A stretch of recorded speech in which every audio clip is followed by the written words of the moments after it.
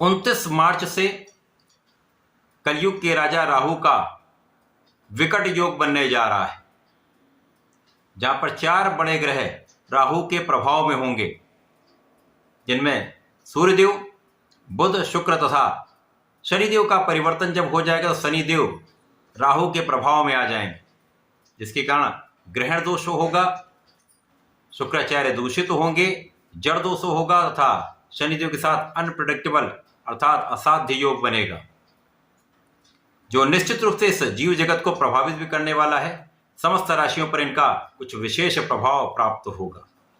जय श्री गणेश। नमस्कार, मैं आचार्य संजय द्विवेदी। मेरे समस्त प्रबुद्ध दर्शकों का मेरे चैनल पर हार्दिक स्वागत है। प्रिय दर्शकों, आज मैं शनिदेव के परिवर्तन के पश्चात मीन राशि में बनने वाले पंचग्रही योग तथा राहु के परिवर्तन तक 18 मई तक इस विशेष योग से होने वाले लाभ का तथा होने वाली समस्याओं का पूर्ण आकलन करते हुए संपूर्ण विश्लेषण पूर्ण तर्क के साथ करने जा रहा हूं। मीन राशि में ये पंचग्रही योग जो बन रहा है, वहां पर राहु अत्यंत बलवान होते हुए इन ग्रहों को प्रभावित करेंगे, परंतु कुछ ऐसी स्थितियां भी बन रही जब कुछ बड़े लाभ भी आपको प्राप्त हो सकते हैं, क्योंकि इस समय में यदि हम संपूर्ण स्थितियों को देखें तो शनिदेव जब ट्रांजिट कर लेंगे तो 0 डिग्री पर होंगे, सूर्यदेव 29 मार्च को 15 डिग्री पर होंगे, बुध शुक्र क्रमशः 4 और 6 डिग्री पर होंगे, राहु 2 डिग्री पर आ चुके होंगे। तो यदि हम इसको समझें तो डरने की आवश्यकता बिल्कुल नहीं पड़ेगी, क्योंकि राहु का बैकवर्ड मूवमेंट होता है। 30 डिग्री से प्रारंभ करके ये 0 डिग्री तक आते हैं, 0 डिग्री पर ये मृत अवस्था में होते हैं, तो ये पूर्णतः निर्बल हो चुके हैं। तो बहुत कुछ यहाँ पर नकारात्मकता नहीं मिलेगी। तो सर्वप्रथम तो यहाँ पर बड़ी समस्या या विकट समस्या का यहाँ पर कोई प्रलयंकारी योग नहीं बन रहा है, कोई बहुत बड़ा पैशाचिक योग का नकारात्मक प्रभाव आपको प्राप्त नहीं होगा। जैसे जैसे ये 46 दिनों में समय आगे बढ़ता जाएगा, शनिदेव बलवान होते जाएंगे, राहु और निर्बल होते जाएंगे, क्योंकि राहु का कुंभ राशि में गमन प्रारंभ होगा जो 18 मई से होने वाला है। तब तक शनिदेव 5 डिग्री पर पहुंच चुके होंगे। इस बीच में सूर्यदेव महाबलवान है, जो कि उच्चाभिलाषी हो चुके होंगे, जिसके कारण सूर्य का महाबल बुध को भी प्रभावित करेगा, बुध को बलवान करेगा, शुक्राचार्य के दूषित प्रभाव को कम करेगा तथा शनिदेव को बल देगा। तो निश्चित रूप से ये एक अत्यंत विशेष स्थिति बन रही है। आज मैं मिथुन राशि के लिए, जहां पर ये 10वें भाव में योग बन रहा है या बनने वाला है, इसका किस प्रकार का प्रभाव मिलने वाला है। जब सूर्यदेव मिथुन राशि के लिए पराक्रमेश होकर 10वें भाव में महाबलवान हो जाएंगे तथा उच्चाभिलाषी होंगे, अर्थात लाभ की ओर इनका गमन होगा, तो निश्चित रूप से आपके लाभ को तो ये बढ़ाने वाले।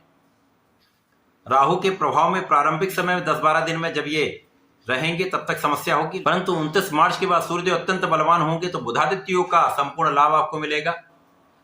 जड़ दोष में निर्बलता आएगी, रवि शुक्र योग का आपको लाभ मिलेगा, जिसके कारण आपका कार्य क्षेत्र विशिष्ट हो जाएगा। अब जब राहु निर्बल होता है तो वो जिस भाव में होता है, जिस भाव के प्रभाव में होता था, जिस ग्रह के प्रभाव में होता है, उसके अनुसार वो अपना आचरण कर लेता है। तो कार्य क्षेत्र में आ रही निर्बलताओं को ये दूर करेंगे, आ रही बाधाओं का निस्तारण करेंगे, कार्य क्षेत्र में प्रगति के अवसर मिलेंगे। कुछ बड़े आपको यहाँ पर लाभ भी मिल सकते हैं, जीवन में बड़ा परिवर्तन भी हो सकता है, जो अत्यंत सकारात्मक भी हो सकता है। ये आपके लिए अत्यंत श्रेष्ठ समय बन सकता है। इस समय में यहाँ पर आपको ध्यान रखना है कि किसी भी वाद विवाद में नहीं पड़ना है, किसी भी निर्णय में जल्दीबाजी नहीं करनी है, किसी भी बड़े कार्य में जाने से पहले, अर्थात किसी नए कार्य को प्रारंभ करने से पहले अच्छे से विचार विमर्श करके तब आपको आगे बढ़ना चाहिए। यहां पर आपको यश प्राप्ति होगी, परंतु अपयश का भी योग बनेगा। अतः यहां पर अपने को बहुत नियंत्रित रखें, किसी प्रकार के विवाद से, किसी प्रकार के लड़ाई झगड़े से बचने का प्रयास करें। आलोचना वाले लोग होंगे, क्योंकि यहां पर राहु का प्रभाव भी है, परंतु कार्य क्षेत्र में आ रही इन समस्याओं का आप निस्तारण कर लेंगे। आलोचना करने वालों का पराभव होगा तथा आपके कार्यक्षेत्र में आपकी प्लानिंग के अनुसार, आपकी योजनाओं के साथ आप आगे बढ़ते चले जाएंगे। आप अच्छे अवसर प्राप्त करेंगे, चाहे वो आपका व्यापारिक भाव हो, चाहे वो आपका प्रोफेशन हो अथवा नौकरी हो।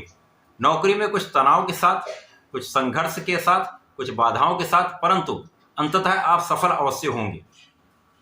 जो लोग विदेश से संबंधित होकर कार्य में हैं, विदेश से संबंधित होकर व्यापार में हैं, किसी प्रोफेशन में हैं अथवा मातृ स्थान से दूर रहकर कार्य में हैं, वहां पर एक बड़ा लाभ आपको प्राप्त हो सकता है, एक बड़ा अवसर आपको मिल सकता है।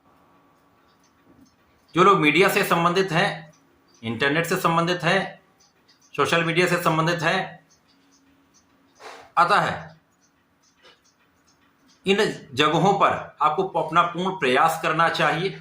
इस समय में आप पूर्ण रूप से सफल हो सकते हैं।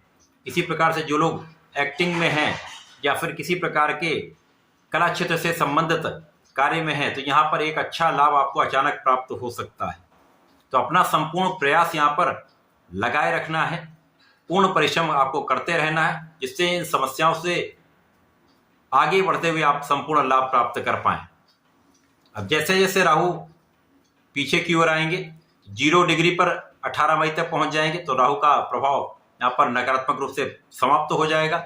शनि का प्रभाव अत्यंत प्रबल हो जाएगा, जिसके कारण आपका भाग्य संपूर्ण रूप से साथ देगा। आपका इंट्यूशन बहुत अच्छा होगा, पूर्वानुमान श्रेष्ठ होने वाला है।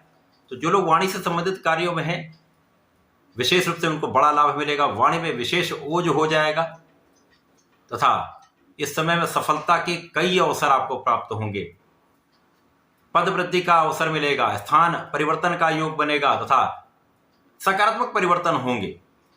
लाभ के कई अवसर मिलेंगे, लाभ वृद्धि के कई अवसर आपको मिलने वाले हैं तथा धन प्राप्ति का नया मार्ग प्राप्त होगा। एक से अधिक मार्गों से आपके पास धन आ सकता है। अतः इस समय में धैर्य के साथ आपको बढ़ना चाहिए, अपना संपूर्ण प्रयास करना चाहिए, पूर्ण रूप से प्रयत्न करने चाहिए। इसी बीच में जो मंगल हैं वो कर्क राशि में जाएंगे, जहां पर ये नीच राशि में होंगे, परंतु यहां पर उनका नीचत्व तो भंग हो जाएगा, जिसके कारण आपकी धन की स्थिति अत्यंत प्रबल हो जाएगी। जैसा यहां पर अभी हमने डिस्कस किया कि धन के कई मार्ग बनेंगे, तो धन की विशेष स्थिति आपके साथ रहने वाली, धन का मार्ग प्रशस्त होगा, परिवार का पूर्ण सहयोग मिलेगा तथा यहाँ पर आप बहुत एनर्जेटिक रहने वाले हैं। आपकी संपूर्ण सुरक्षा भी यहाँ पर होगी, आप बहुत आध्यात्मिक भी रहेंगे, धर्म के मार्ग पर आप चलने वाले हैं। इस समय में आप न्यायोचित कार्य करेंगे, आपको न्यायोचित काम करना भी चाहिए। इस समय आप पूर्ण रूप से न्याय संगत कार्य करते हुए अपना संपूर्ण प्रयास करेंगे, भाग्य का साथ मिलेगा, तो सफलता से आपको कोई रोक नहीं सकता। यहाँ पर जो लोग नौकरी के प्रयास में लगे हुए थे, ये समय ऐसा है अचानक आपको नौकरी की प्राप्ति हो सकती है। कार्य क्षेत्र में एक बड़ा नाम आप कर सकते हैं। नए कार्य क्षेत्र में जाना चाहते हैं तो यहाँ पर अच्छा अवसर आपको प्राप्त होगा। रोग, बाधाएं तथा ऋण जो समस्याग्रस्त स्थिति आपके लिए बन रही थी, वहां पर आप बहुत अच्छी स्थिति में आने वाले हैं। आपके ऋण से भी आप मुक्त हो सकते हैं तथा आपका तनाव यहाँ पर कम हो सकता है। तो जैसे जैसे ये समय आगे बढ़ेगा, 18 मई तक का समय आएगा, बुध भी यहाँ पर अत्यंत प्रबल होंगे। सूर्य के साथ प्रबल रूप से बुधादित्य योग बनेगा, रवि शुक्र योग भी बनेगा, जिसका लाभ आपको आपके धन के रूप में मिलेगा। ऐश्वर्य वैभव बढ़ेगा, लोगों का सहयोग मिलेगा तथा यहाँ पर भूमि भवन वाहन का संपूर्ण सुख आपको प्राप्त हो सकता है। उसके लिए मार्ग बन जाएंगे। इस पूरे वर्ष में आपके लिए सुख साधन तो निश्चित रूप से बनेंगे। घर का योग बन सकता है अथवा वाहन का योग बन सकता है। ये विशेष समय है जब आपके लिए नींव रखी जा रही है। इस समय में यदि आप अपना संपूर्ण प्रयास करते रहते हैं, धैर्य के साथ कार्य करते रहते हैं, तो यह समय आपके लिए अत्यंत विशेष हो सकता है। मिथुन राशि के जातकों को प्रतिदिन तथा जीवन भर गणपति जी की आराधना करनी चाहिए, गंगणपतये नमः का जप करना चाहिए तथा संकटनाशन गणेश स्तोत्रम का पाठ करें अथवा सुन लें। इसी प्रकार से गणेश अथर्वशीर्ष का पाठ कर सकते हैं या सुन सकते हैं तो सुनते रहिए, विशेष लाभ मिलेंगे। तो प्रत्येक बुधवार को गणपति जी को दूर्वा का अर्पण करें, पीले पुष्प का अर्पण करें, भोग अर्पित करें तथा भगवान भोलेनाथ पर